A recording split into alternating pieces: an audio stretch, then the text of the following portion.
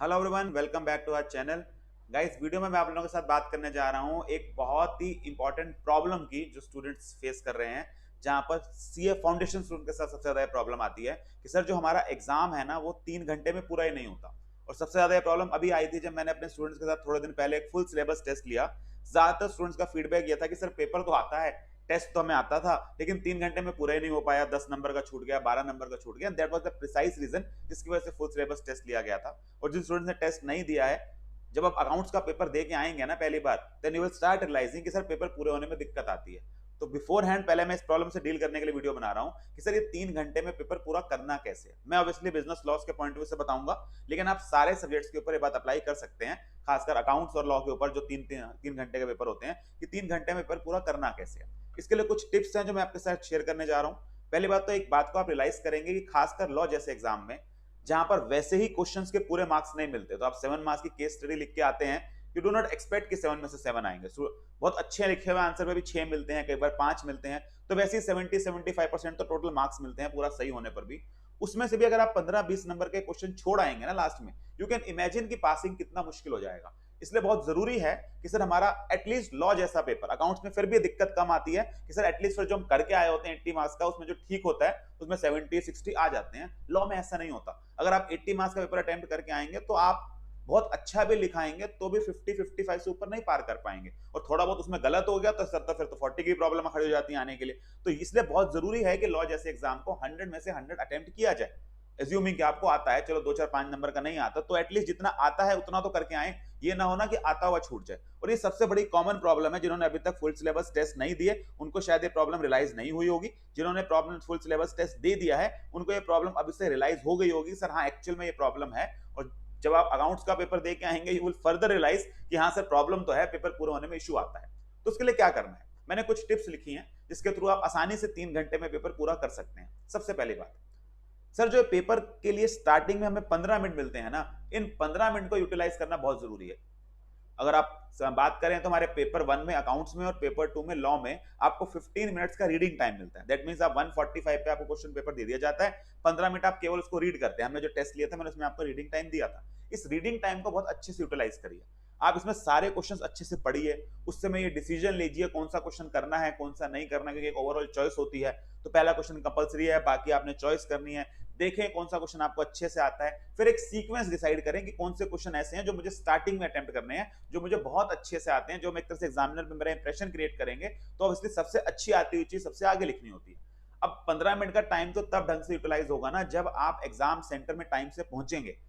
तो सबसे पहले पॉइंट जो आपको ध्यान रखने वाले, प्लीज एग्जाम सेंटर पे टाइम से पहुंचिए। कोशिश करिए 1:30 बजे से भी पहले एग्जाम सेंटर पे पहुंच जाइए, ताकि आप आसानी से अपना रूम ढूंढ सकें, अपनी सीट ढूंढ सकें, पानी पीना है, बोतल भरनी है, वॉशरूम जाना है, जो करना है सब कुछ आप करके 145 कंफर्टेबली सीट पे अवेलेबल हो, ताकि जब क्वेश्चन पेपर आए तो उस 15 मिनट को हम प्रॉपर यूटिलाइज करें। बिकॉज ये 15 मिनट की जो रीडिंग टाइम है ना, ये बाकी बचे हुए 3 घंटे में पेपर पूरा होगा कि नहीं होगा उसके लिए बड़ा इंपॉर्टेंट डिटरमाइनिंग फैक्टर है। क्योंकि अगर आपने ये 15 मिनट ढंग से यूटिलाइज नहीं किया ना, तो जो काम इन 15 मिनट में करना था वो काम आप बाद में बचे हुए 3 घंटों में कर रहे होंगे। क्वेश्चन पहली बार रीड कर रहे होंगे, समझ नहीं आ रही होगी, केस स्टडी समझ नहीं आ रही, क्या पूछा गया है, तो ये सब पहले 15 मिनट में निपटा लें, ताकि नेट नेट 3 घंटे लिखने के लिए मिले।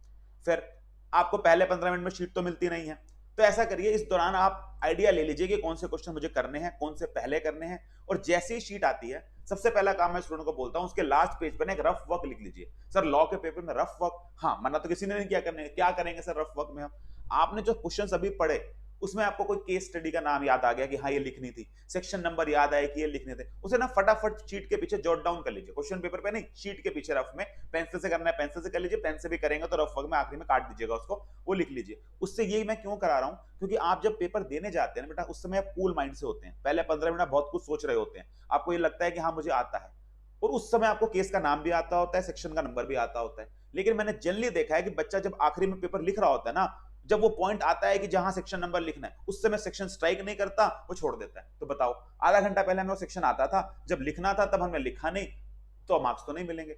इसलिए मैं कहता हूं ये दिमाग में से एक झंझट निकालने के लिए कि हाँ ये केस स्टडी थी, उसका नाम पहले ही पीछे शीट पे लिख लें, ताकि अगर आपको भूल भी जाए तो आप कहोगे कोई बात नहीं पीछे से देख लूंगा, मैंने इसके अंदर लिख ली। तो this is my one tip जो इस्तेमाल करें पहले 15 मिनट के अंदर। फिर सर सेकंड, ये बहुत जरूरी है कि अब हर क्वेश्चन को बराबर टाइम नहीं दे सकते। हर क्वेश्चन को बराबर टाइम इसलिए नहीं दे सकते क्योंकि सर हर क्वेश्चन ना हमें बराबर तरीके से आता भी नहीं होता है। तो जनरली मैं बच्चों को ये कहता हूं कि आपका पेपर जो है वो 40-60 वाला होता है, कई बार 50-50 वाला होता है कि 40% उसमें पेपर ऐसा होता है जो ना हमें बड़े अच्छे से आता होता है। यानी कि अगर मैं टोटल 5 क्वेश्चंस की बात करूं तो 5 क्वेश्चंस टोटल आते हैं, इसके अंदर 3-3 पार्ट होते हैं, तो 15 क्वेश्चंस आपने अटेम्प्ट करने हैं टोटल पेपर के अंदर। 100 मार्क्स के लिए पैटर्न मैंने आपको बता ही रखा है, 776 का आता है, नहीं देखा तो पैटर्न वाली वीडियो पड़ी हुई है, वो डिटेल में देख लीजिएगा। तो आप पहला क्वेश्चन कंपल्सरी अटेम्प्ट करेंगे, उसके बाद बचे हुए 5 में से कोई 4 क्वेश्चन अटेम्प्ट करेंगे। तो इन 5 क्वेश्चंस में से ना 2 क्वेश्चंस आप पहले 15 मिनट में ऐसे ढूंढ लीजिए जो आपको आते हैं कि ये मुझे बहुत अच्छे से आते हैं, यानी कि इनमें से सबसे बेहतर मुझे ये 2 क्वेश्चन आते हैं, पहले वो 2 क्वेश्चन अटेम्प्ट करिए। तो सर हम क्वेश्चंस को इधर-उधर कर सकते हैं, यस आप क्वेश्चन नंबर आगे पीछे अटेम्प्ट कर सकते हैं, but make sure her question का पार्ट इकट्ठा अटेम्प्ट करें। तो क्वेश्चन 2 पहले अटेम्प्ट कर रहे हैं तो 2A 2B 2C करिए, ऐसे फिर 5 कर रहे हैं तो 5A 5B 5C करिए, इसमें कोई वो नहीं है। ये मत करिए कि 2A के बाद 3B कर दीजिए फिर 5C कर दीजिए, वो खिचड़ी मत मचाइए। 2A के 2 के कर रहे हैं तो 2 सारे साथ-साथ करिए। तो 2 ऐसे क्वेश्चन ढूंढ लीजिए 20-20 मार्क्स के जो ना आपको बहुत अच्छे से आते हैं। अब इन 2 क्वेश्चंस को लिखने के लिए 40 क्वेश्चंस को लिखने मतलब 40 मार्क्स के क्वेश्चन को लिखने के लिए आप ऑलमोस्ट 80 मिनट्स लगाइए। यानी कि सर सीधा-सीधा 7 नंबर का क्वेश्चन है तो इनटू 2 14 मिनट्स में मुझे वो लिखना है। 6 मार्क्स का क्वेश्चन है तो 12 मिनट्स में मुझे लिखना है, और ये प्रैक्टिस आपको करनी पड़ेगी। अगर अब तक आपने नहीं करी है तो कोई भी क्वेश्चन उठाइए मॉडल टेस्ट पेपर में से, मॉक टेस्ट पेपर में से, मेरे दिए गए टेस्ट में से, जितने मार्क्स का है उसको इनटू 2 करके देखिए क्या उतने समय में आप लिख पाते हैं। वैसे हर क्वेश्चन में इनटू 2 नहीं कर सकते क्योंकि 100 मार्क्स का पेपर अटेम्प्ट करने के लिए 200 मिनट नहीं है, 180 मिनट्स है, उसमें भी 5-7 मिनट हम खराब कर देते हैं, तो मोटा-मोटा रूल तो 1.7 होता है। लेकिन मैंने जानबूझ के जो पहले 2 क्वेश्चन है क्योंकि ये हमें बहुत अच्छे से अटेम्प्ट करने हैं, इसके लिए मैंने रूल क्या रखा कि आप 1 घंटा 20 मिनट में ये पहले 2 क्वेश्चन करिए। यानी कि घड़ी में टाइम देखते रहिए, 2 बजे स्टार्ट किया है, 3:15-3:20 तक आपको 2 क्वेश्चन करने हैं बहुत अच्छे से। अब जो बचे हुए 3 क्वेश्चन है, हो सकता है उसमें एक आधा पार्ट ना भी आता हो या हो सकता है सारा आता हो, बट इनमें भी क्योंकि ऑब्वियसली अभी उतने अच्छे नहीं आते, इनके अंदर हम टाइम भी कम खर्च करेंगे। इसके लिए रूल वही है कि सर 1.7 मतलब बचा हुआ 60 मार्क्स, 1.7 मतलब 102 मिनट, 102 मतलब 1 घंटा 40 मिनट 42 मिनट, तो मैंने बचा हुआ 1 घंटा 40 मिनट इसके लिए छोड़ा कि इसमें आपको ये 3 क्वेश्चन अटेम्प्ट करना है। तो ये टाइम शेड्यूल पक्का फॉलो करिए। बच्चे अक्सर क्या करते हैं, वो हर क्वेश्चन को बराबर इंपॉर्टेंस देते हैं, ऐसा नहीं होता है। हर क्वेश्चन आपको इतने अच्छे से आता भी नहीं होता, तो जो क्वेश्चन आता है उसको अच्छे से लिखिए, उसको 2 मार्क्स का पेपर बिल्कुल डबल टाइम दीजिए, ज्यादा टाइम दीजिए उसको, और जो ऑब्वियसली आते भी हमें कम है उनके लिए 1.7, या हो सकता है शायद आप 2.5 क्वेश्चन 2 डबल टाइम देके कर लें, 50 नंबर पेपर अच्छे से आता हो तो उसको अच्छे से करिए, और जो बाकी बचा हुआ है क्योंकि हमें आता भी थोड़ा सा कम है उस पर कम टाइम खर्च करेंगे। लेकिन एक चीज जरूर ध्यान रखिए, मैं अक्सर बच्चों को कहता हूं, instead of attempting all questions perfectly and then leaving 2 questions, it is better to attempt all questions in an average quality. तो अगर आप एवरेज तरीके के 5 क्वेश्चन लिखाएंगे ना, और उसके बदले आप 3.5 क्वेश्चन बहुत अच्छे लिखाएंगे, जो पहला सिनेरियो है ना वहां पे नंबर ज्यादा आएंगे। जहां 5 क्वेश्चन लिखे हुए होंगे लेकिन थोड़े थोड़े 19-21 की क्वालिटी होगी, कहीं पे सेक्शन नहीं लिखा, कहीं पे केस स्टडी नहीं लिखी, कहीं फैक्ट थोड़े से खा गए, वहां ज्यादा मार्क्स बन जाएंगे टोटल, एज कंपेयर टू जब आप 15-20 नंबर का पेपर ही छोड़ आएंगे।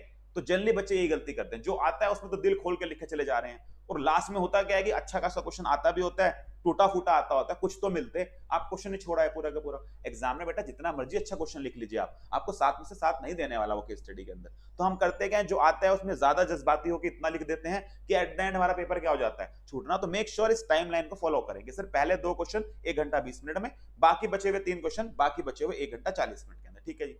फिर एक बहुत इंपॉर्टेंट बात, ये जो आपकी राइटिंग स्पीड है ना, इसको पहले मिनट से 1 जितनी मेंटेन करिए। अक्सर मैंने देखा है बच्चे स्टार्टिंग में ना बहुत रिलैक्स्ड होते हैं, धीरे धीरे लिख रहे हैं, स्केल से लाइनें मार रहे हैं, अंडरलाइनिंग कर रहे हैं, बहुत बढ़िया सजा सजा के मोतियों की तरह लिख रहे हैं, फिर एकदम प्रेशर आता है कि 1.5 घंटा बीत गया, मेरे 2 क्वेश्चन ही पूरे नहीं हुए, फिर लास्ट में वो इतनी जल्दी लिखते हैं कि गलत क्वेश्चन, गलत सेक्शन नंबर, गलत क्वेश्चन नंबर, पता नहीं क्या क्या गलतियां करके आते हैं। तो पहले मिनट से ही स्पीड क्या होनी चाहिए, बढ़िया होनी चाहिए, एक जैसी स्पीड में आंसर लिखना है, एक जैसी राइटिंग में आंसर लिखना है। ये ना हो कि पहले चमक रहे हैं आंसर और आखिरी में खुद से नहीं पढ़े जा रहे, जब शीट वापस आएगी घर पे मंगवाएंगे तो मैं खुद ही नहीं समझ आ रहा है मैं क्या लिख के आया। तो इतना बुरा भी नहीं लिखना है, तो मेंटेन करिए स्पीड को बिल्कुल बिगिनिंग से कि एक जैसी स्पीड का तुमने आंसर लिखा है। नेक्स्ट, कुछ इन स्पीड को बढ़ाने के कुछ तरीके। सर पहली बात तो यूज्ड पेन्स लेके जाइए। जो आप लोग नए पेन ले जाते हैं ना पेपर वाले दिन, उसमें अक्सर दिक्कत क्या आती है, पहली बात तो वो पेन कभी मत लेके जाइए जो आज तक आप यूज नहीं करते थे। तो मैं अक्सर अपनी क्लास में बच्चों को बोलता हूँ पहले दिन से ना पेन सर्टेन रखिए अपने, वही पेन से ना आपकी आदत पड़ जाती है जल्दी लिखने की, स्पीड उसी चीज पे बनती है, यानी कि जो चीज आप बार बार कर चुके होते हैं उस पर स्पीड बनती है। तो अक्सर बच्चे ये करते हैं आखिर दिन नए पेन ले जाते हैं, तो नए पेन वैसे कुछ समय तो साथ ही नहीं दे रहे होते, धीरे धीरे चल रहे होते हैं, और ब्लैक बॉल पॉइंट पेन ही लेके जाना है, कोई कलर्ड पेन नहीं, कोई स्केच पेन नहीं, कोई हाइलाइटर नहीं, कोई ब्लू कलर का पेन नहीं, कोई पिंक कलर का पेन नहीं, ब्लैक कलर के पेन के साथ जाना है। स्टेपलर ले जाइएगा, इंस्ट्रक्शंस के अंदर लिखा हुआ है। अक्सर थ्रेड वगैरह से कई बार शीट खुलने का डर रहता है, तो एक छोटा स्टेपलर ले जाना अलाउड है, आखिरी में शीट्स को स्टेपल करके आइएगा। नॉर्मल वॉच ले जाइएगा, क्योंकि 1 घंटा 40 मिनट, 1 घंटा 20 मिनट पता तब चलेगा जब आपके पास घड़ी होगी। तो अक्सर बच्चे वॉच ही नहीं लेके जाते हैं। स्मार्ट वॉच प्लीज मत लेके जाइएगा, कायदे से नॉर्मल वॉच ही अलाउड होती है। बाकी ऐसा वो रोकते नहीं है, बट स्मार्ट वॉच में आप समझते हैं इट्स ओन प्रॉब्लम्स, वहां से मैसेज वगैरह भेजा जा सकता है, कॉल की जा सकती है, तो स्मार्ट वॉच पे ऑब्जेक्शन उठाई जा सकती है। आप नॉर्मल वॉच लेके जाइएगा। और एक लास्ट जो मैंने बच्चों के साथ अक्सर प्रॉब्लम देखी है, बहुत बड़ी गलती करके आते हैं पेपर के अंदर, सर वो ना कोई सिंबल्स बनाते हैं, कोई रिलीजियस सिंबल बनाते हैं, कहीं अपना नाम मेंशन कर देते हैं बीच में। पहले जैसे इंग्लिश का पार्ट होता तो वहां लिख देते हैं, अब तो खैर लॉ में आप कहाँ लिखेंगे। उसके बाद सर कहीं पर कुछ अलग तरह से अंदर अपना रोल नंबर छुपाए, ये काम मत करिएगा, रिजल्ट रुक जाता है, बहुत दिक्कत हो जाती है। ठीक है जी, तो ये मेरी कुछ टिप्स थी कि पेपर पूरा कैसे करना है। तो पेपर पूरा करने के मोटा मोटा टिप्स ये है, जो याद रखने वाली टिप्स हैं। सर प्रैक्टिकली टाइम से पहुंचना है, 15 मिनट का यूटिलाइजेशन करना है, सारे क्वेश्चंस को बराबर समय नहीं देना है, बांट लेना है उनको। जो अच्छे क्वेश्चन है उनमें ज्यादा टाइम देना है, जो कम आते हैं उनमें ऑब्वियसली कम टाइम करना है। मैंने 2 आपको डिमार्केशन बता दी, स्पीड बिगिनिंग से मेंटेन करके रखनी है। तो ये मेरी तरफ से कुछ टिप थी, आई होप आप लोगों के लिए बेनिफिशियल रहे। बने रहिए इसी चैनल के ऊपर इसी तरह के यूजफुल कंटेंट के लिए। मिलते हैं नेक्स्ट वीडियो के साथ। Till the next video, take care, goodbye, all the very best.